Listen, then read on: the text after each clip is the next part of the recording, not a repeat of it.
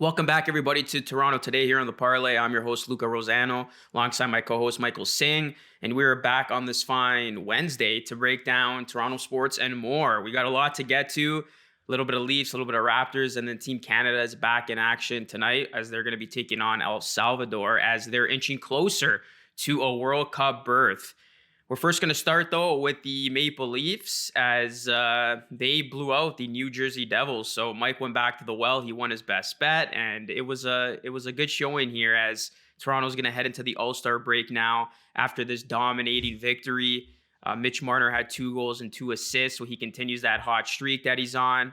And Matthews has now 4 goals in his last 2 games. He's on pace for 60, which is absolutely ridiculous. We're talking about his Rocket Richard chances on yesterday's show. They're looking really good right now. If you're able to grab those odds before the season, you're laughing at this point. And Jack Campbell, it was great to see him get back on track. We're talking about whether or not he was going to go in this one. He ends up going in this one, and he only allows 1 goal, almost pulling off the shutout after that very questionable start he had the night before in which he was pulled. So what was your reaction to this dominating victory by the Maple Leafs?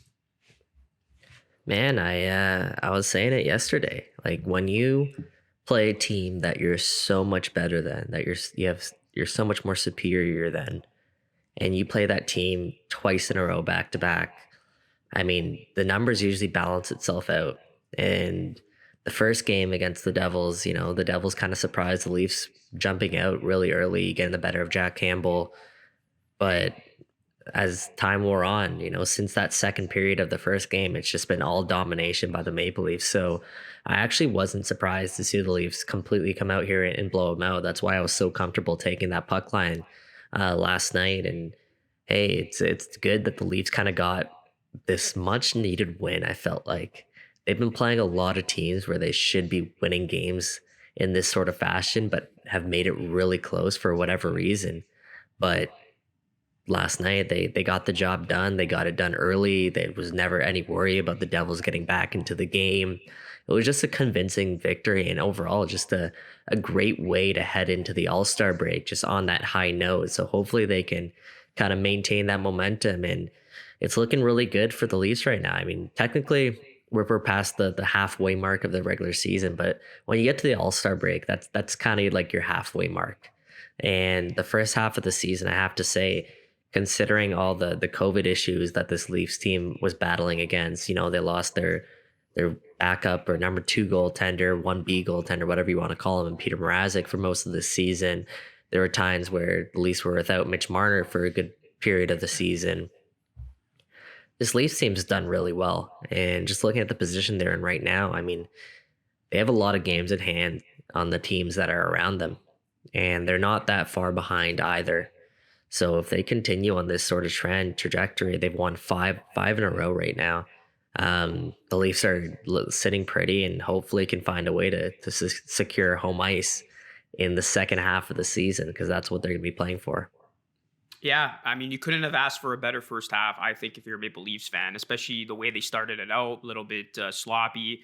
And like you said, guys being in and out due to COVID, and this team really bouncing back and showing that they can be a legitimate team. And they've proven it so far in this first half that they can beat any team. I mean, last year they're just taking on and beating up on Canadian teams, and Canadian teams last year weren't very good. But this year they have shown that they can beat whoever. They have beaten some really good teams in the East, some really good teams in the West. And even when they do have these shaky performances against these bottom-feeding teams, they show that they can really turn it up a notch and pick up these important points that, like you said, later on in the season, they're going to come back and help this Leafs team potentially get a top seed going in. So it's amazing to see the type of success this team is having. Now, is this going to be the same old story where this team gets off to an unreal start? They have all fans hoping for the best. They got all fans invested, and then they collapse in the playoffs. That remains to be seen. But you got to be feeling good about this Leafs team. And assuming they get into the playoffs healthy, they should be a very good team to bet on in terms of making a run. Yeah, they definitely should be. And just I want to give another shout out there to Jack Campbell, who we talk about the Leafs kind of needing that win. Jack Campbell really needed that win. He needed to get back on track. We talked about his woeful numbers since December 1st on last show, and I'm happy that Sheldon Keefe went back to Jack Campbell last night and proved that he really is the team's number one. I mean, if he came out and had another shaky performance heading into the All Star break, you have a lot of time to dwell on that. Yeah. And we know Jack Campbell will be at the All Star game, so I'm excited to see kind of how he does in his first showing. And same with Austin Matthews there, who's always going to be one of the stars of the show. And just speaking of stars of the show, I mean, Austin Matthews, once again, this guy is.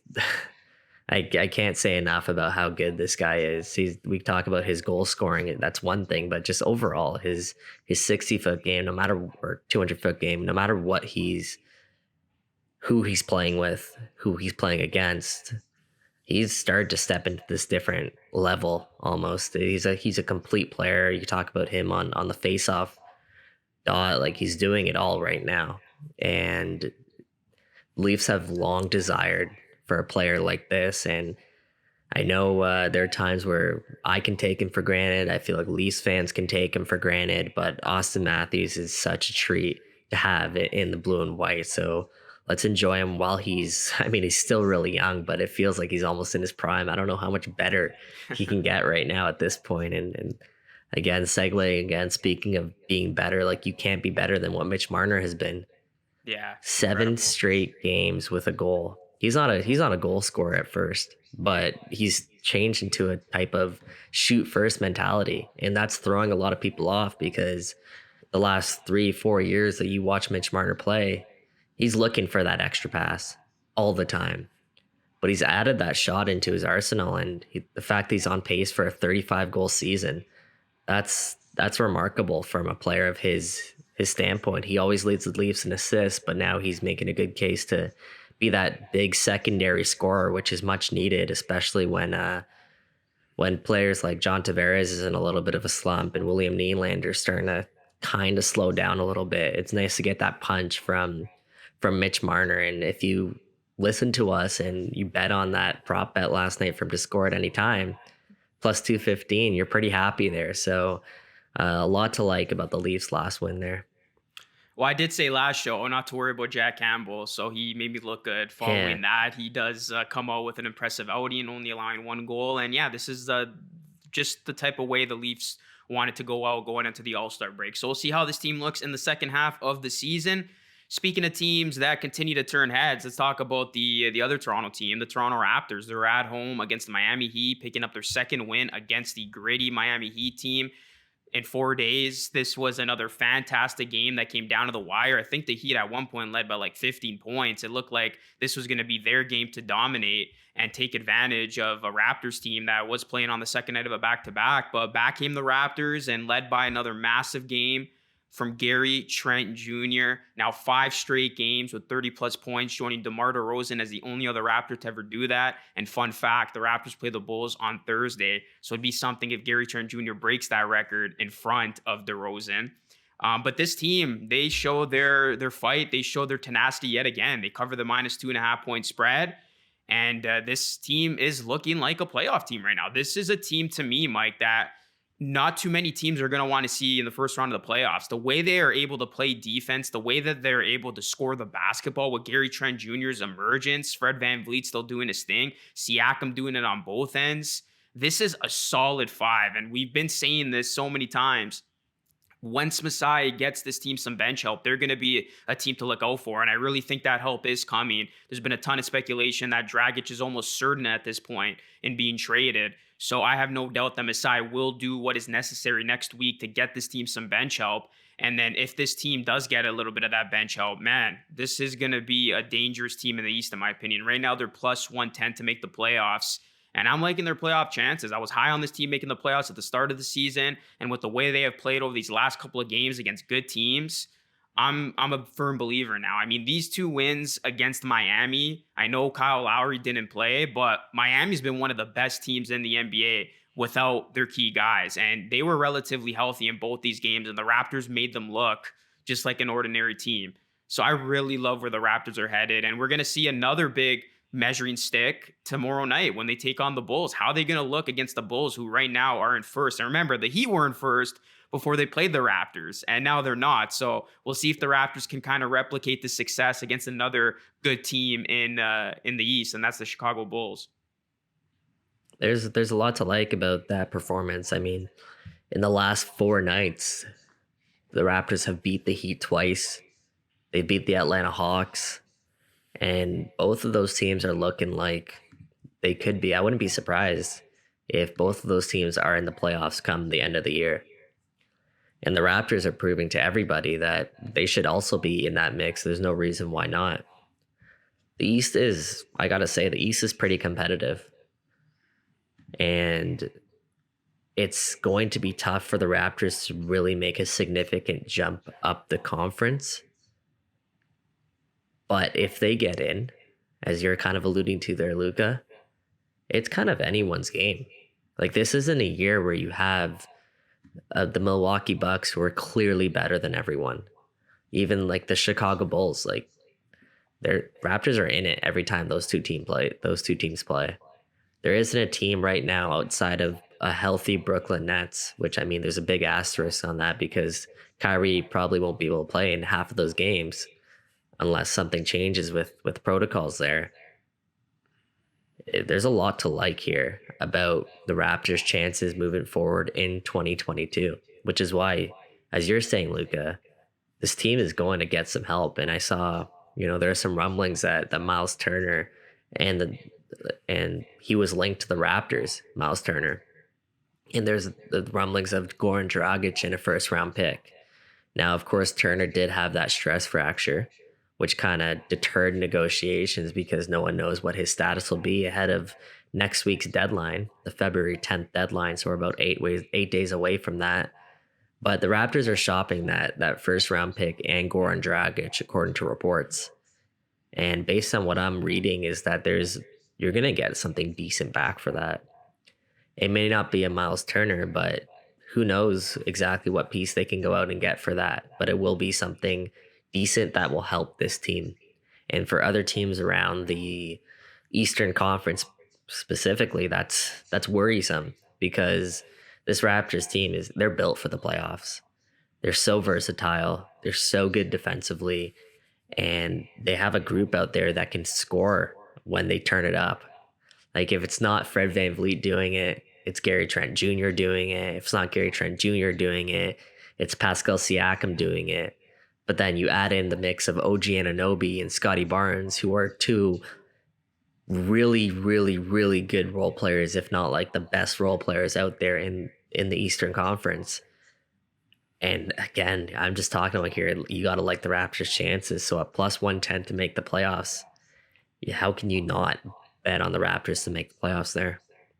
Yeah, Robert Williams, too. His name has come up today from the Boston Celtics. So I agree. I think the Raptors could get something of value in return. I don't think it's going to be a big-time player, but I think it's going to be a guy like a Robert Williams or a Jakob Poeltl, somebody like that to really upgrade the bench, and even a wing like maybe just to throw a couple names like an Eric Gordon, maybe a Karis LeVert. It said that Indiana is looking for a number of first-round picks, so the Raptors have said that they are willing to part ways with that in order to make a deal happen. But yeah, we're going to find out very, very soon. I feel like we've been speculating this for so long, but we're going to get our answers within the next week or so. So yeah, I'm excited to see what Masai Ujiri has in store for this team and what he does to upgrade this team. And you did bring up a good point about the East. Now, the big caveat, of course, are the Brooklyn Nets. If the Brooklyn Nets are healthy come playoff time, I'm not betting against them. I'm not putting any team against them. I had the same stance last year, but if they come into the playoffs where Durant's not 100%, Harden's not 100%, I think two of the three at least need to be 100% for me not to bet against the Nets. If only one of those guys are able to go, then yeah, all of a sudden they look vulnerable. As you mentioned, Kyrie wouldn't even be able to play in the Toronto games or in any the games Brooklyn for that games. matter. Yeah, for any games for that matter in a playoff series. So that's huge. So then all of a sudden, if Harden or Durant, one of those two guys aren't healthy, that opens up the door. So yeah, big asterisk there. And outside of the Nets, I'd probably still give respect to the Bucks. I feel like the Bucks aren't playing up to their standard because they don't really care about the regular season. We've seen this in the past from really good teams that they kind of coast through the regular season and they turn it up a notch once playoff basketball arises. So I would put those two teams as my clear cut favorites. And then, of course, the Chicago Bulls, if they can be healthy with the Miami Heat, you got to put some respect on their name. But yeah, the Raptors can give any one of those teams a run. And I would be very excited to see the Raptors go up against one of those four teams in a 7-game series just to see how they truly stack up against them. And I tell you this much, I believe the Raptors could easily take 2 games and make it a series. This team is showing that their core is legit. This core is special. They're here to stay. It's just going to come down to the pieces around them. So that's up to Masai and company to figure out.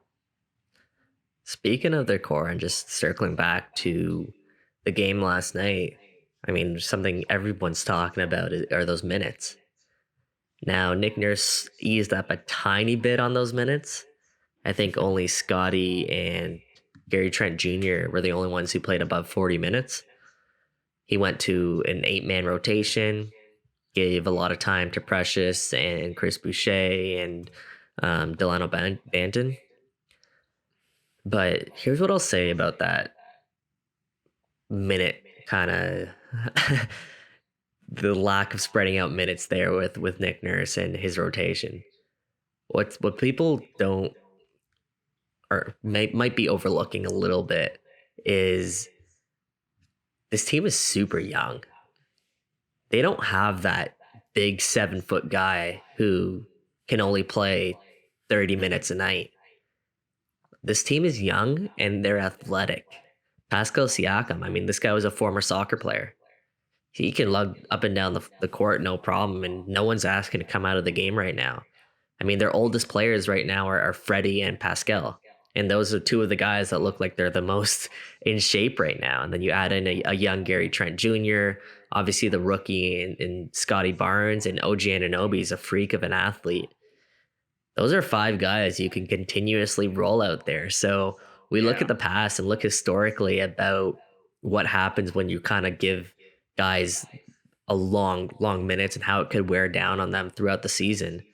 Maybe the Raptors here are the exception.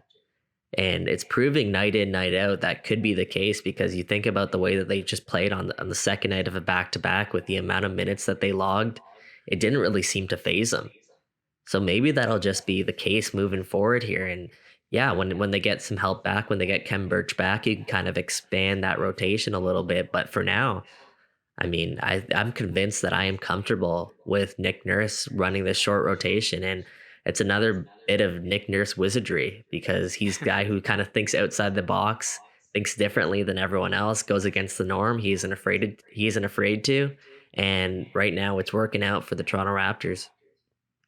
Yeah, I think we're talking about these minutes, but the players seem to not care about it or be affected by it. I think Fred VanVleet even said, I don't care how many minutes I play as long as we win. So it's clearly showing up in the stat sheets that the minutes have not, to this point, affected the starting 5 of the Raptors. They're all young guys, all athletic guys who definitely can run up the minute count and do big things, even being plus 40 minutes played. So yeah, I think it's we've tried to make it a big story, but I don't think there's anything there. I think this team is capable of playing as many minutes. Those 5 are capable of playing as many minutes as they can, as long as it results in a W. So we'll see how the Raptors fare on Thursday. They're going to be taking on the Chicago Bulls. That's going to be another massive game. Looking forward to that one. All right, speaking of massive games, how about Canada? They're going to be in action tonight against El Salvador. They're inching closer and closer to Qatar. To my knowledge, if they win tonight, they're going to need some help to officially get a spot. But this is a Canadian team that's coming in undefeated, and this is a team that you can't really bet against right now. I'm looking at some odds here. Jonathan Davids, an anytime goal at plus 175. You got Kyle Larin, anytime goal at plus 200. Canada minus 106 on the money line. They're going to be the heavy favorites in this one. What do you expect here, Mike? And for those people who are listening, can you break down what needs to happen tonight for Canada to officially qualify for the 2022 World Cup? Yeah, it's long. It's a winding road. It's very, very, very unlikely. But just to lay it out there, first and foremost, Canada need to take care of business against El Salvador. They need to come away with all 3 points. And then just looking at the other games that are around the table right now, Costa Rica, they need to draw or lose against Jamaica. That's one upset that needs to happen. Another upset, which is probably the most unlikely here, is Honduras needs to beat the USA in freezing cold conditions, by the way, in Minnesota. I don't know if anyone has seen that, but it's kind of hilarious that the US have frozen their own team just to get a result against the worst team in the CONCACAF region. It makes no sense to me. But anyways, the US needs to lose tonight. And then finally Panama needs to beat Mexico.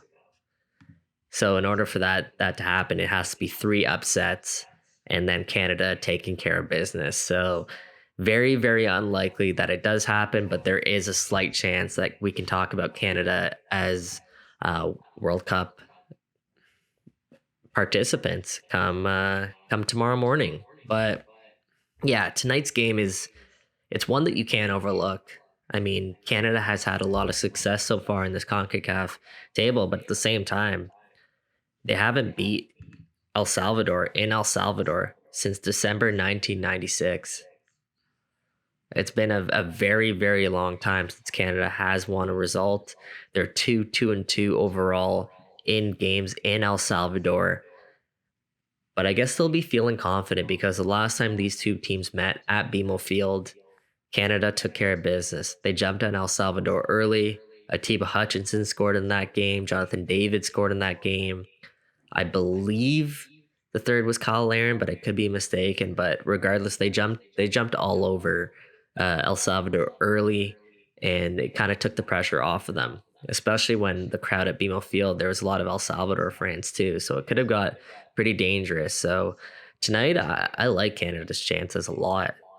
I liked it a lot. I think the updated odds right now they're at minus 118, and it hasn't been the case too often where Canada has been the favorites this heavily, at least when heading into a game against a Central American opponent in Central America. So it's just another testament to how special this Canadian group is. And you mentioned some of their prop bets there. Man, take one of those prop bets. It's been either whether it's Jonathan David or whether it's Kyle Larin, one of them has been absolute money to score. Kyle Larin, of course, nabbed that goal against the Americans on Sunday. He's actually now the all-time leader for Canada in scoring when it comes to these international A matches. And he's only done that really in the past like 2 years. This team is scoring at will, and we'd speak about their confidence once again. When you're confident like this heading into a game against El Salvador is going to be desperate for points, but Canada is just playing with such a swagger right now that I do expect them to once again put up a number of goals, even though they are playing in El Salvador in a bit of a hostile environment. Yeah, you mentioned it's been a while since Canada last won in El Salvador, but there's been one common theme this entire run during the CONCACAF qualifications, and that's Canada ending these droughts. So I like that. I like them to end another one here, and I would side with Canada in this one. I think they're playing extremely well for you to bet against them. This is a team that's on a mission. This is a team that's shown that they're destined for something special. And I don't think they're going to qualify tonight, but it's coming soon, man. It's inevitable at this point. They're going to pick up some points here tonight. I think at the very least they'll draw, and it's stacking up in their favor that Canada will be going to Qatar. And I feel like people have already accepted that. Now, you don't want to jinx the whole situation or go too ahead of yourselves, but I feel like a lot of the fans are believing that this is literally fingertips away from seeing and happening. So I think it's gonna be an interesting game tonight. I really do. I think El Salvador will come out ready to play. And Canada, to me, they didn't look the greatest against the States, but that's just a testament to how they were able to capitalize on their few opportunities that they did get on their en route to 2-0 victory. So I feel like Canada's definitely going to play a lot better tonight, but I think this is going to be a battle till the very end. I can see this one being scoreless in the first half and being decided in the second half.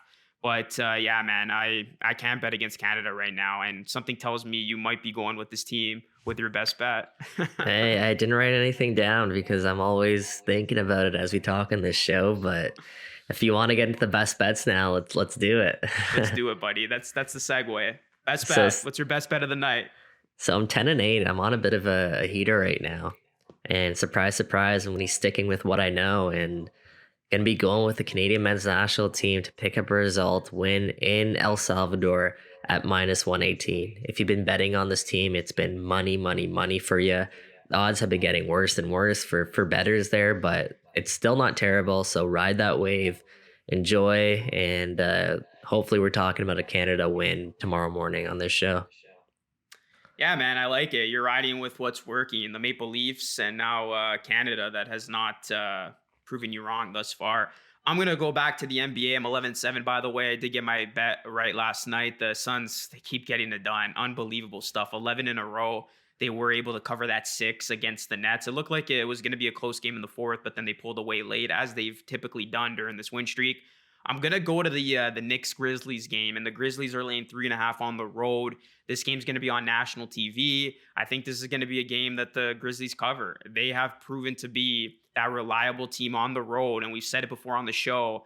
They're that team that just continues to get it done. So why go against them, or why go against what's been working? And that is betting on the Memphis Grizzlies to win this game and win it by at least 4. The New York Knicks have been hit or miss this season, and they got their own fair share of problems. Randall now reportedly unhappy over there, while the Grizzlies are going the other way. This is a team that they have had guys out, but they still have shown that they can hang with the best of them. And this is a Grizzlies team that I don't think they're a fluke. I think this is going to be a team that could make some noise come playoff time. I love the Grizzlies in this spot. I think John Morant's going to have a big game in front of that MSG faithful. Give me the Grizzlies minus 3.5. We got to go back over our best bets because 100% the team that you bet on the most has to be the Memphis Grizzlies. And I feel like every time you put money on the Memphis Grizzlies, you've cashed in. So you're picking your moments really well to choose them, but they've been working, and that's always the case when you have a team that sort of surprises everyone. Like I don't think anyone really expected Memphis to be this good, and you typically get good odds like that until people start to catch on. Hence Canada as well. So man, just keep riding with Memphis as long as they get those good odds. I mean, that spread isn't crazy, especially the way the Knicks have been playing and the way that the Grizzlies have been playing as well. So I'm with you there, Luca. I wouldn't be surprised if we're sitting here tomorrow talking about you picking up another win. I know what you're doing, Mike. You did it last time in a work. You're trying to mush me. I know what you're doing. It's an old tactic, so yeah, we'll see if it works again. But I'm feeling confident, despite the mush from Mike, that the Grizzlies will cash in tonight. Let's go. Defy the odds, baby. All right, that is going to conclude another edition of Toronto Today here on the Parlay. I'm your host, Luca, alongside my co-host, Mike, and we'll be back on air tomorrow, recapping everything that happened tonight, and hopefully we can talk about another Canada win as Qatar is oh so close. Thank you so much for watching, everybody. We'll catch you all again in the next episode.